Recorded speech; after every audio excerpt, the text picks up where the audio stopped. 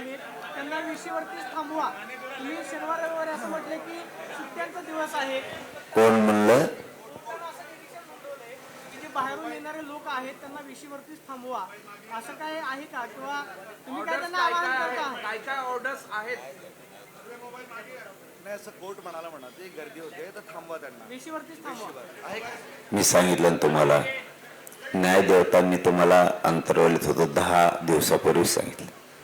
गरिबांचा आधार न्यायदेवता आहे. सरकारने न्याय नाही दिल्यावर न्यायदेवता न्याय देते. तसं न्यायदेवता आम्हाला न्याय देणार. न्यायदेवतेचं बाहेर आडा, मुंबईच्या बाहेर गाड्या असं म्हणू शकत नाही का? तुम्ही या पण शांततेत गाड्या लावा, तुम्ही शांततेत तिथं बसा, हे न्यायदेवता म्हणू शकतं. आडवा न्यायदेवता म्हणू शकत नाही. न्यायदेवता आम्हाला न्याय देणार, पण मी ऑर्डर बघितली नाही त्याच्यामुळे मी काही बोलू शकत नाही. पण नियमाचं पालन होणार.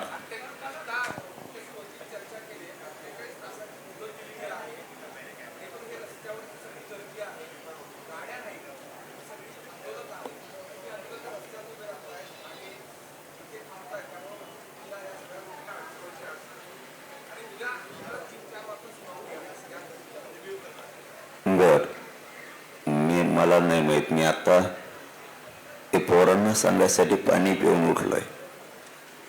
हे बघा, तुम्ही तरी किमान 10-12 जण असेत, तुम्ही आपला सेकंद बघितलेला आहे. मला म्हणजे 4 रात्री 4 दिवस उपोषणात तुम्ही किती हालाक येते. तुम्हीच लोक आहेत की पत्रकारितेच्या पलीकडे जाऊन हाताला धरून उठवणारे लोक आहेत. तरी मी लोकांना सांगण्यासाठी उठलो की शांत राहा. न्यायदेवता न्याय करेल. ते सुद्धा पोरं रस्त्यावरचे ग्राउंडवर जाऊन झोपतील, ग्राउंडवर राहतील, शांततेत सगळं करतील. आम्ही न्यायालयाचे नियमाचं सगळं पालन करू आणि त्यांनाही सांगतो तुम्ही पण पालन करा.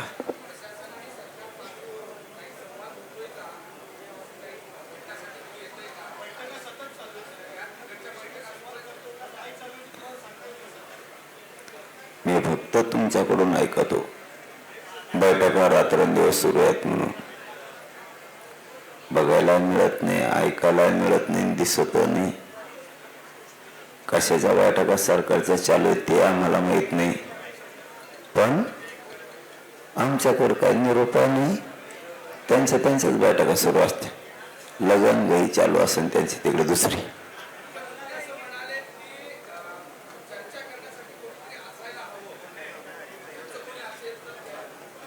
मी आहे नाही दर मग काय घेतलं खेटर.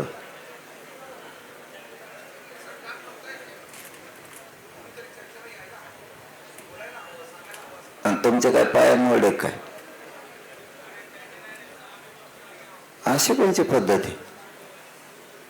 आम्ही चर्चा लिहावं, नामकं करावं. चर्चा फिरचायला नाही पाठवत आम्ही कोणा. तिकडेच गेले फोटो द्यायचे. तुम्हाला यायला काय झालं चर्चेला? तुम्ही चर्चा लिहा ना. बाकीचे मंत्री, बाकीचे चर्चा करणारे 500-500 किलोमीटर येतात. तुम्हाला इथं 100-150 मीटर येता येत नाही का? बहाणेबाजी नका करू. तुमच्या एका मस्तीखोर निर्णयामुळं पुढं काय होतंय तुम्ही बघा. म्हणा शांतता ही किती कठीण असू शकते. शांततेत लोकांचे घेतलेले बळी,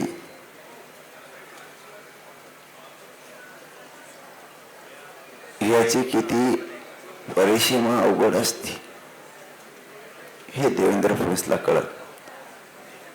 न्यायदेवता काय सांगते, देवेंद्र फडणवीस काय करतो हे त्याच्या अक्कलनाच्या आणि बुद्धीच्या पलीकडे आहे.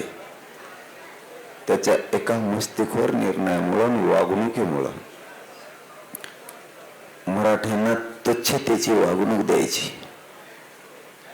या त्या वागणुकीमुळे ही शांतता एवढी विकोपाला जाऊ शकते की कधी 20-25 पिढ्यानं सुद्धा विचार केला नसेल,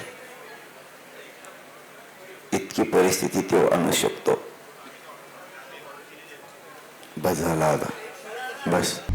आता isakal.com आहे देशातील नंबर 1 ची मराठी न्यूज वेबसाईट. प्रत्येक अपडेटसाठी isakal.com ला नक्की भेट द्या.